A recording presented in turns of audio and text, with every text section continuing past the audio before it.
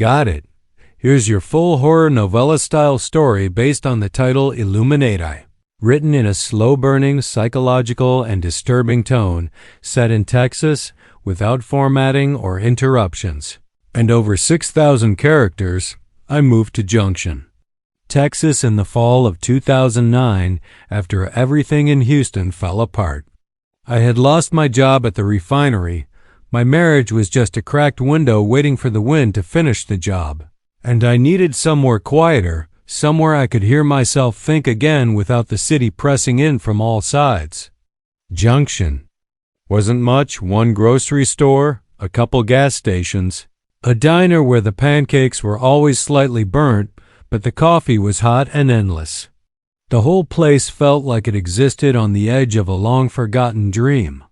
People waved to each other, even if they didn't know your name, and the biggest controversy in town was when a new Dollar General opened just outside city limits.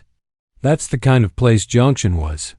I found a rental house down near the South Llano River, tucked back behind a row of gnarled pecan trees. It had that dusty, old Texas charm-peeling paint, warped porch boards, the smell of mildew in the hallway that no candle or bleach could ever fully kill. But it was cheap and secluded, and I liked how the river sounded at night.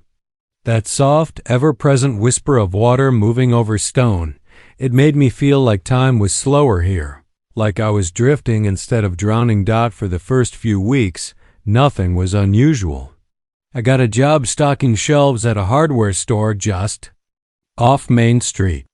I'd come home in the evenings, make some beans or grilled cheese, sit on the porch with a lone star, and watch the sun sag over the hills.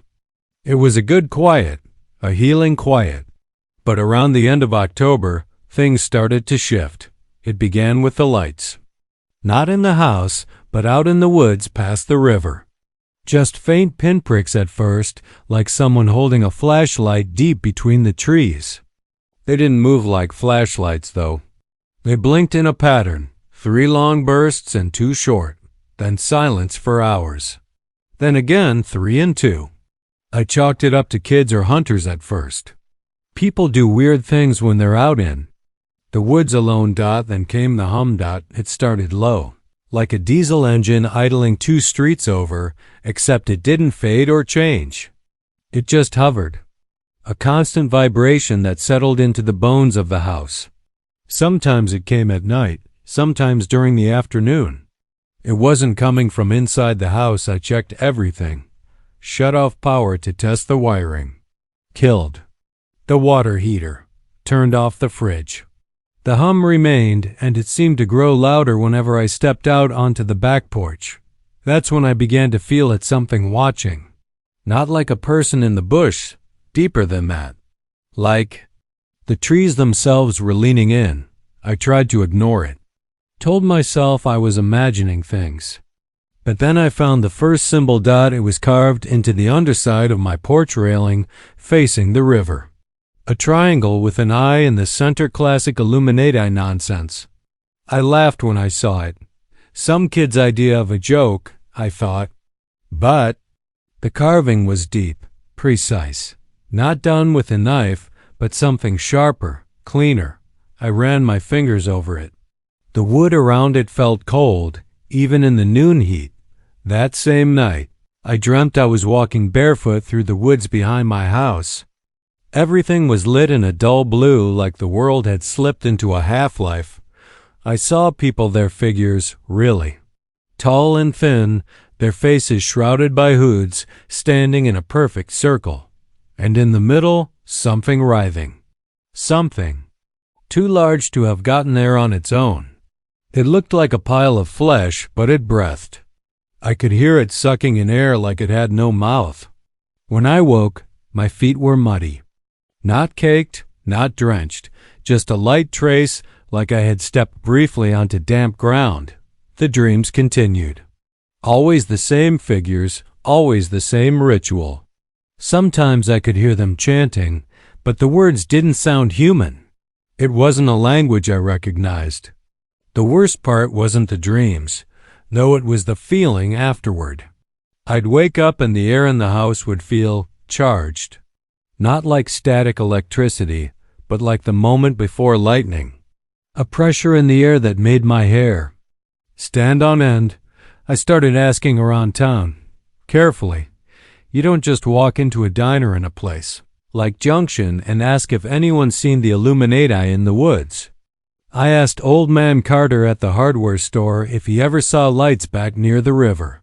He went quiet for a long time, just stared at the nails he was sorting, then said, "That's to keep indoors when the trees start talking."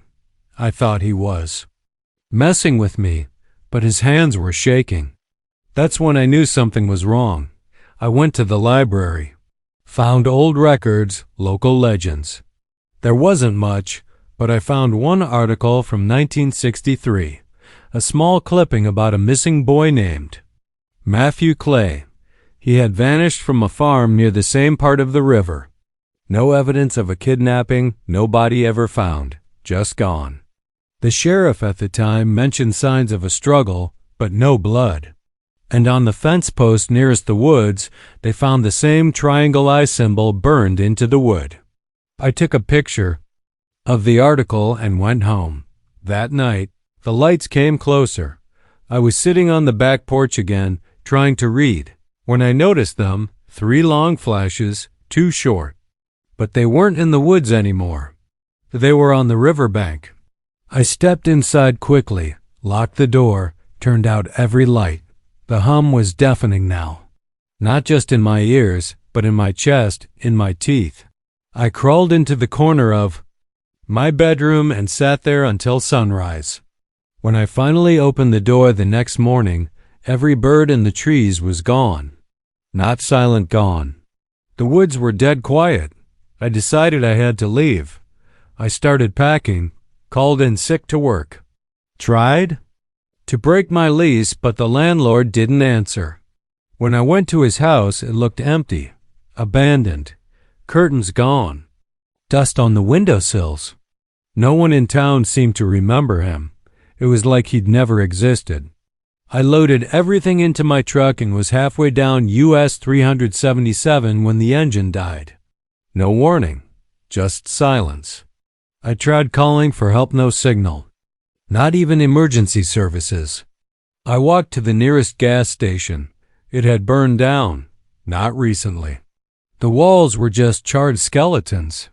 I had driven past this gas station 3 days ago and it had been open, fully stocked. Now it looked like it had been gutted 20 years ago. I walked back. The road was longer than I remembered, twisted somehow. When I finally reached my truck, it was gone. Nothing but indentations in the gravel where the tires had been. No footprints, no drag marks. Just empty road that was 2 days ago. I'm back in the house now. I don't remember how I got here. My phone doesn't turn on. The clocks don't move. Outside, the trees have grown taller, closer. I can't see the river anymore. Only bark and shadow. The hum has become a voice. It speaks in pulses, in flashes of thought I don't recognize as mine.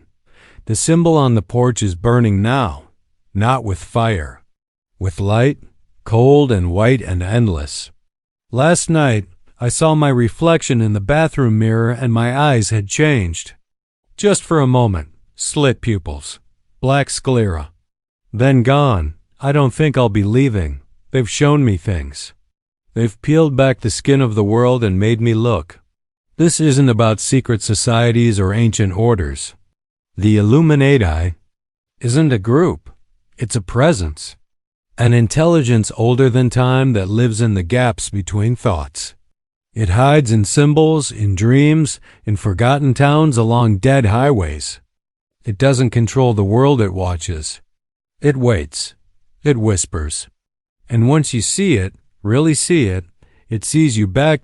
So if you're reading this and you hear the hum, stay away from the river, burn the symbols. Don't fall asleep under the trees. And whatever you do, don't look behind you.